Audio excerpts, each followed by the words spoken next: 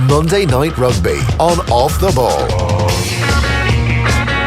Brian O'Driscoll, good evening. Good evening. How are you, Dave? I'm not so bad. It was an interesting Pro 14 weekend. Obviously, the weeks and the games in the immediate week before Champions Cup semi-finals can tend to go under the radar a little, but there was a couple of standout results, particularly the fact that Leinster beaten at home by Treviso for the first time in 18 attempts from Treviso's point of view. But I guess everything that happened on the field has been slightly overshadowed by the statement that we got over the course of the weekend from the IRFU and from Ulster Rugby about Paddy Jackson and Stuart Olding. Both of them have had their contracts revoked. Craig Gilroy's had his time away from the game extended slightly towards the end of this month. Today we heard Jackson being linked with Claremont. That's been rubbish by Claremont. Olding being connected with a move to the Premiership champions Exeter. They've said that Olding is not on their radar. First up, it's probably the decision most of us expected. Is it the right one? I think from the IRFU perspective, I think they were probably left with no option but to sever ties with Stuart and Paddy. You can probably only speculate really as to whether it's based on moral or commercial grounds. I'd imagine probably a bit of both, but there's no doubt, which was well documented in the papers of the weekend, that there was pressure from sponsors. But I think that was probably fuelled as well by, probably public concern and unease about what their potential future might be. So Which I we think saw they went hand in hand before the Ospreys game. A number of protests outside the stadium, and you wouldn't imagine that was something that was going to just dissipate. That was going to continue. Yeah, it was going to continue, and we got a taste of it in the Kingspan Stadium. And had the decision been different, I think you probably would have seen more of that, and I think the IRFU moved swiftly to try and end this situation and end the slur on the reputation of the game that has been in Ireland over the course of the last few months, as this case has been ongoing. So it's obviously a huge blow to the two players, but we know the reasons why they've lost their jobs. We have seen the detail of these messages, the WhatsApp messages, the text messages, and the kind of the disrespect towards women that came out over the course of the trial, but that was part of this review that the RFU and Ulster Rugby conducted. So I wonder, a young professional today, maybe future professionals, will this lead to a culture change? Is this a little bit of a wake-up call that a lot of these guys maybe just need to have a little look at themselves and ask themselves the question, do I behave in this way? If my WhatsApp messages were trawled through or ended up in the public domain, or the RFU got their hands on them and went through them, could I end up in a similar situation? Will this lead to something better in that regard? Yeah, I think it's probably not just professional players. I think it's men in general, probably. It's players in Ireland of any age, and understanding their responsibility to the game goes beyond what happens on the pitch. Which probably is not a message maybe that's enforced enough. No, it's not. And listen, out of these cases, so little positivity comes from them. There's everyone loses. But I suppose what's been well documented. Richie Sadlier wrote a really good article about that highlighting the whole area of consent. And the understanding or the need to educate young men in particular about what consent is, and in all negative situations you have to try and draw some positive, and I think that is highlighting that and highlighting any potential misogynistic undercurrents that might exist within the game and stamp that out. So I think we're for the better, the world has changed dramatically in the last 6 months, and rugby is no different. They have to have a good look at themselves and make sure that they change with the times. And they have said that they're going to very much focus on the education of players in this regard, that it's something that maybe they didn't focus on enough. Like when you were signing contracts, would there ever been somebody in the RFU or Leinster Rugby at the time saying, you need to behave in a certain way? It's not just what happens on the pitch. It's not just you winning games and scoring tries. You actually have to carry yourself in the Leinster brand and the Ireland brand in a certain way as well. Was that ever a message that you received? Not really. I don't think there was a huge focus. I think that was an expectation anyway. I think when I started out, the game was just turning professional, so we were finding our way. But that's that behaviour is about life. It's not just specific to sport or rugby. That's just a life skill, and I think if we can teach it to our to at grassroots level and an understanding, particularly within rugby, and I'm only talking about rugby because I don't know what goes on in football. But for us to believe that it's a rugby specific thing would be pretty nice. Yeah, but I can only talk from a rugby perspective myself, having been a professional, that there is clearly a need to re-educate our younger players, and we talk about respect in the game for referees. Well, obviously there's clearly a need to respect the fairer sex on the back of some of what we've read over the last few months. Well, with the next time we probably hear the names Paddy Jackson, Stuart Olding, it'll be when they're being linked with clubs, and if it's not Exeter and Claremont, you wonder where in the world they will end up. But that's a story that's going to run and run. So on the pitch, Munster, pretty good trip to South Africa. 2 games, 2 wins. They are very much in the hunt for that home semi-final in the Pro 14, and that 1 game less ahead of potentially a Champions Cup final in Bilbao on the 12th of May. Connacht beaten by Glasgow, a late rally from Connacht, but that just put a gloss on the scoreboard, which really was a game in which they just suffered another heavy defeat. Glasgow still going for the Pro 14 title. Ulster kept their playoff hopes marginally alive by beating Ospreys 8-0 and certainly enhanced their hopes of playing Champions Cup rugby next season. They weren't helped by the fact that Scarlets put their second team out at Murrayfield and shipped 50 points to Edinburgh, which pretty much rules Ulster out of any chance of making the playoffs. And the big results, the most eye-catching results, is the fact that Treviso have gone to the RDS, beaten Leinster, 18 games. It's the first time they've managed to do it against Leinster away from home. I don't doubt too many people in the Leinster hierarchy will have lost much sleep over the last couple of nights about this, because there obviously are bigger fish to fry than Treviso at home when you're well set in your conference in the Pro 14. But at the same time, there are probably a number of guys that played on Saturday evening that thought they had a chance of at least forcing their way into the matchday 23, and they're very disappointed. I think that's all they were really playing for, realistically.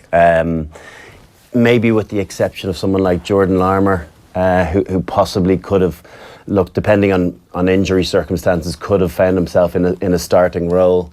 I think it was largely a second string team. I think it's rare enough that the bookies get it so wrong. They were it's a very strong team plus on paper. 29, which is quite the bet. But they were outstanding. It's not as though that we haven't seen that sort of performance. I don't know exactly, but Treviso have won 9 or 10 games. Between themselves and Zebre, they're pushing 15 wins. It's new territory. It absolutely, you're tearing up what's gone on before with Italian teams, and thankfully it's a little bit of a shame that it didn't equate into a bit of Italian national team improvement, because it would have been great for the Six Nations. Could they have won one game? Should they have beaten Scotland? Yes, they should have gotten the job done, but their club teams have very rarely been absolutely thumped. Yeah, they've just won off 16 between them. Yeah, that's absolutely a new development in Pro 12/Pro 14 rugby. And listen, you're going to have to start.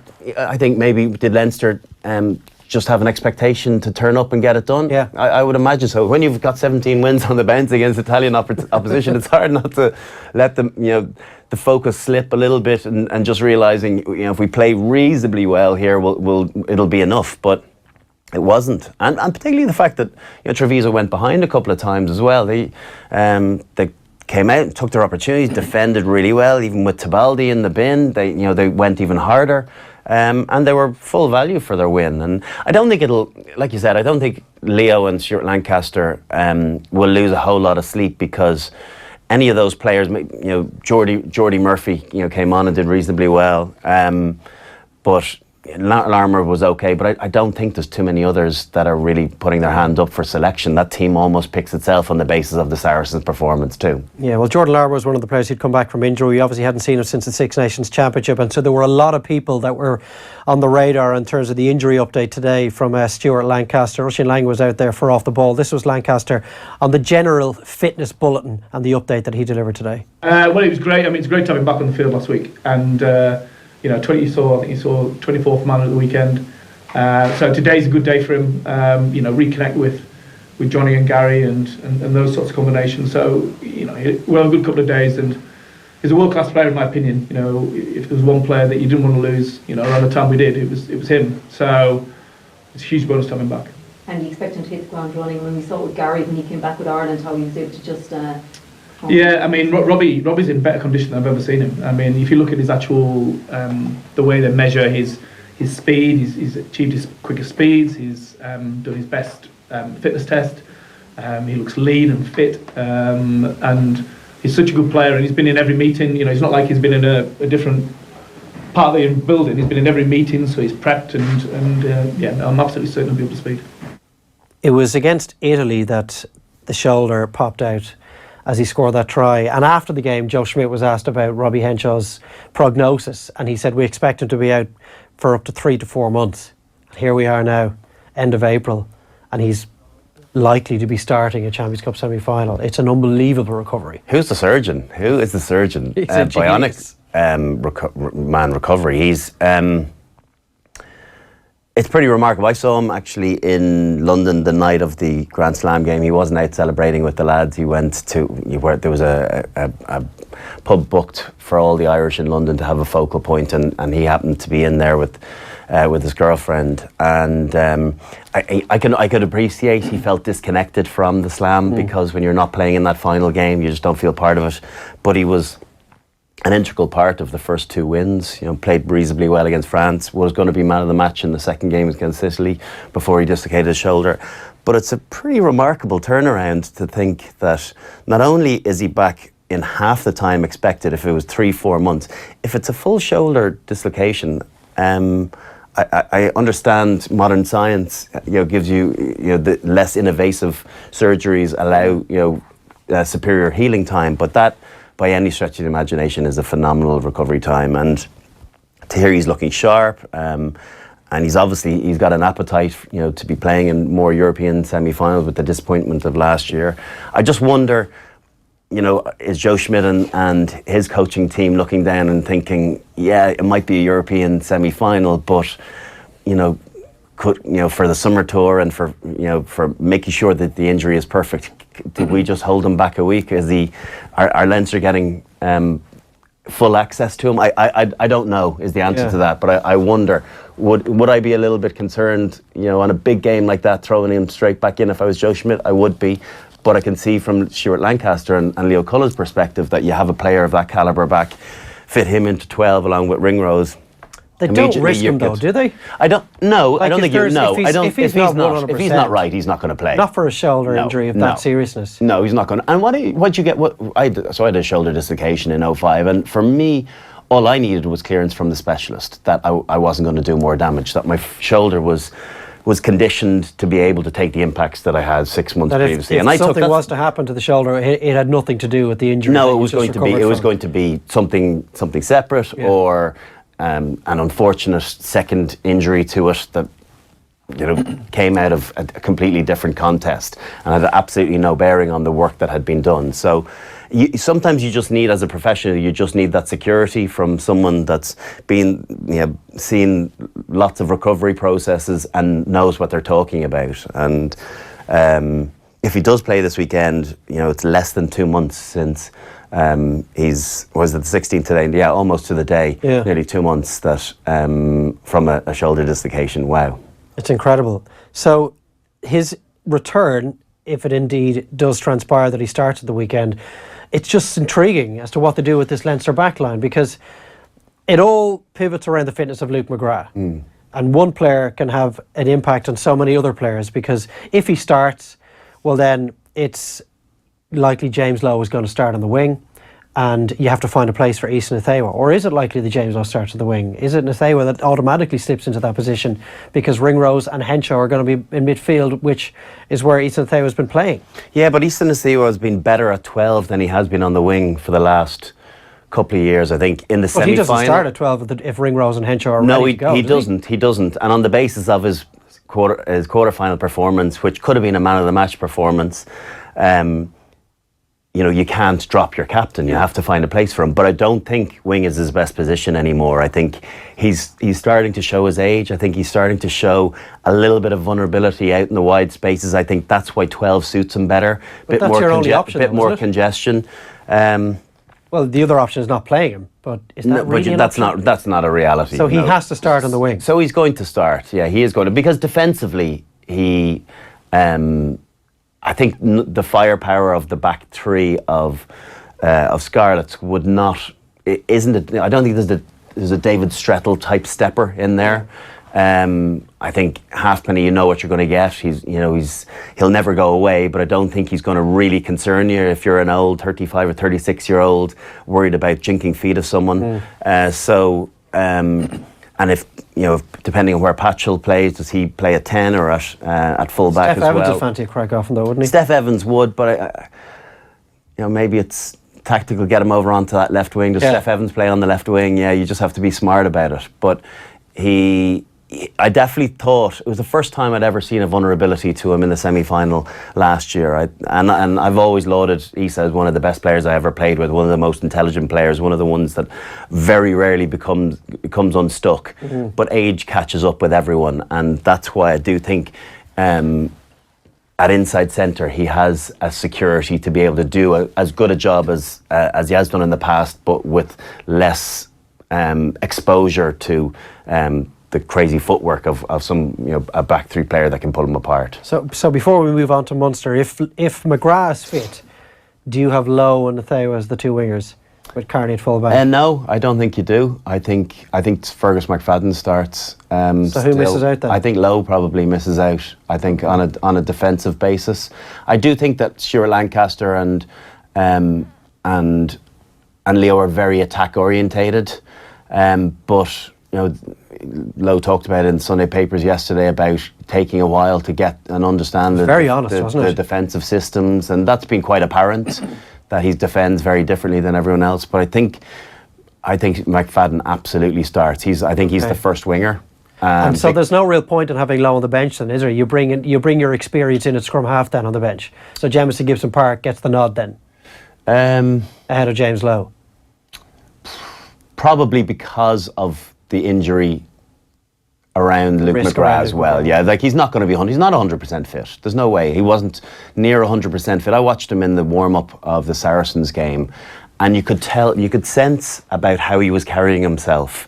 He wasn't sprightly and bouncing around and energetic. You could tell that he was fighting in his head the issues that he was having around his injury.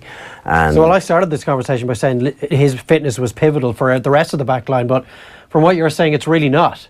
James Lowe doesn't get in anyway.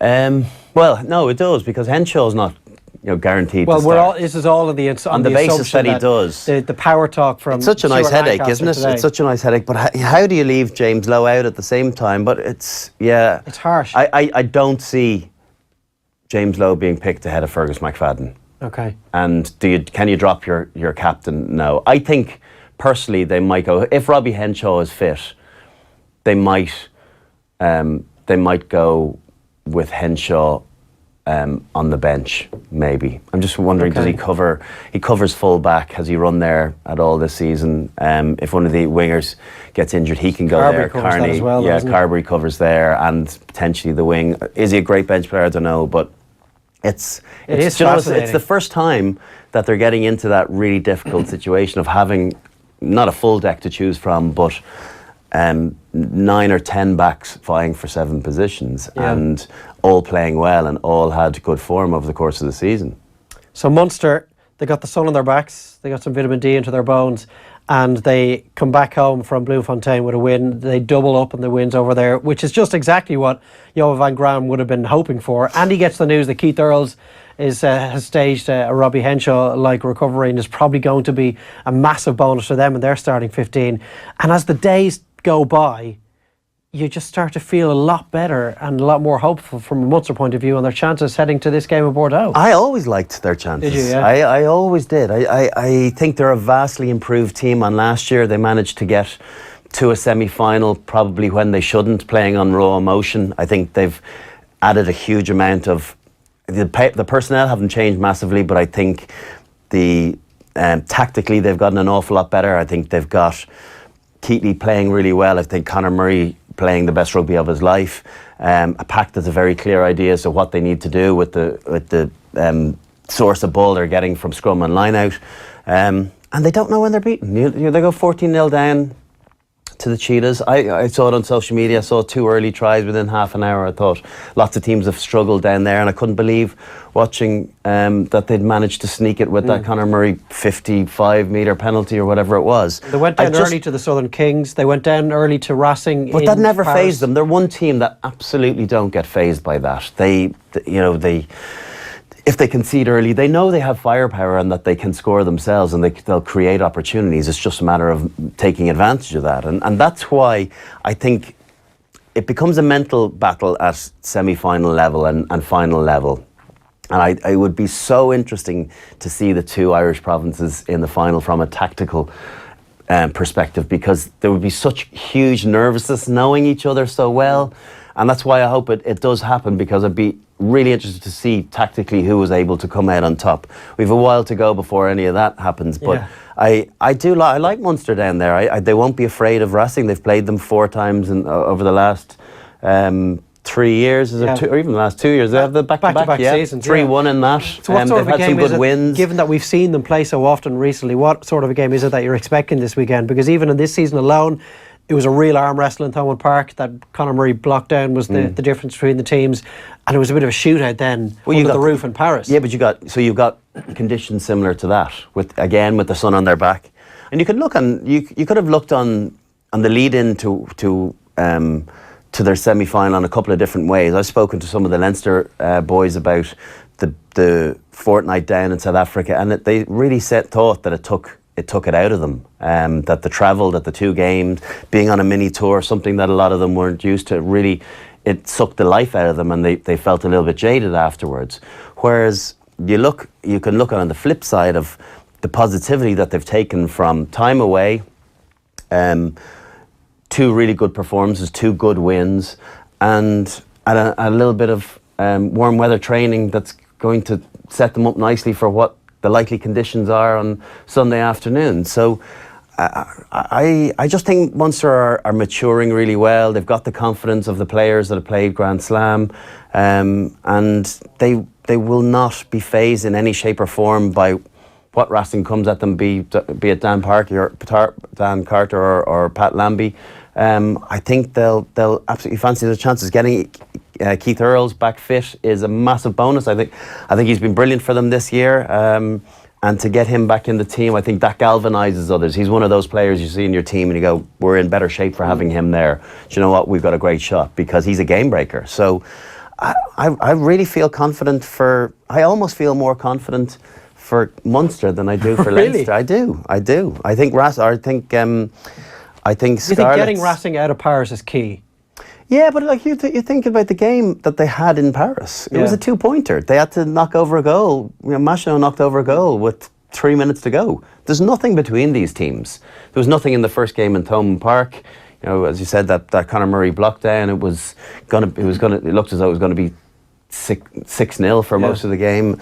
And then there were 2 scores where Racing got a losing bonus point out of it. So I just sense that, yes, that these Munster players haven't maybe that same level of experience that you think of Munster players of old, or being in semi-finals and quarter-finals every year, but they were in the Aviva last year against Saracens. They got well beaten by a much better team, but you think they'll have taken a lot from it. They're a far better team than that. They're better drilled, they're better coached, even though the personnel again hasn't changed. They've just had more time with the players, and I think they're developing them into a really tight-knit team, and you can see it. You can't judge anything by social media, but they seem to have a great time down in South Africa.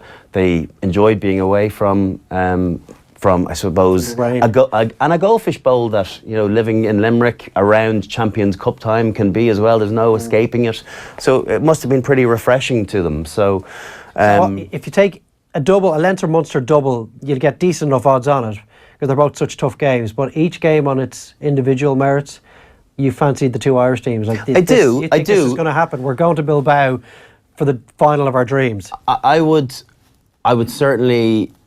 I think Leinster, because they've got home advantage with Dublin, I think, and the confidence that they played with and the clarity they played with against Saracens, their defence looked outstanding. And if it's as good as that, I think Scarlets will really struggle. That was I think the Leinster defence is the Leinster defensive system almost looks a level up on what Ireland are doing. I think it's only tweaked and modified, but I think there's a lot more clarity as to how they want to play, the spacings that they're getting. Leinster aren't beaten on the outside like Ireland are beaten, and I think just the small little tweaks that Stuart Lancaster and Leo Cullen have put in place to add to the Irish defensive system has really served them well. And I do fancy them to just have enough for Scarlets, but they're a dangerous team. The Welsh teams are always dangerous. The Welsh teams are most dangerous to Ireland, and the Welsh regions are most dangerous to the Irish regions because they know how to play. They play with freedom and no inhibitions, and they can score at the drop of a hat. They can score very quickly. No fear whatsoever come to the Aviva. Sure, they won in the semi-final at Pro 14 stage against Leinster this time last year. In fact, they even won in the RDS. Yeah. They've been to the Aviva. They won against Munster in the Aviva again in May last year. So no fear whatsoever. And they've obviously had a rest week. They sent their seconds up to Edinburgh. They've got a great combination, good front row. A couple of beefy boys in the second row. Tyke Byrne playing the best rugby of most Irishmen in Europe at the moment. James Davis, Barkley, Shingler playing the best rugby probably in Wales. Certainly the back row in Wales this year. And then lots of firepower in the back line. No Jonathan Davis, which Leinster will be relieved, but Adley Parks and Scott Williams have been good this year. So it's an intriguing double matchup. But I think, my heart and my head says Leinster will sneak it, but I also think that Munster will just get the job done. Okay, it would be amazing. And if there's an Irish team in the final, it will be live and off the ball. We all want to go to Bilbao and get some early May sun in northern Spain. I'm going anyway. Sorry, I'm definitely going. You should join. I'm going out on the Thursday to the Sunday. Oh, are you? You should join. As if we're just We will. I think one of these teams are going to win. They will. We'll be there. We will be there. We will be there. So it's just a question of whether it's the final that we've all hoped for. We do forget it was an all-Irish final 6 years ago, but Leinster-Ulster just didn't have the same feel as. There's way more spice to this. There's way more spice. The biggest stage in Europe, we've rarely met at knockout stages. Obviously 09, 03, sorry, not 03, 06, 09. So to go a step beyond the semi-final and have it all on the line at the end, it's unthinkable for each set of fans to watch the other celebrate in Bilbao. But it would lend itself to a special day for one team. It would. It'd be spectacular.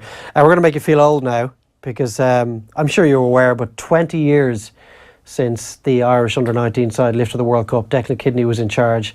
You beat all manner of top sides at that grade in France, including the French, South Africans as well. How big a deal was it at the time?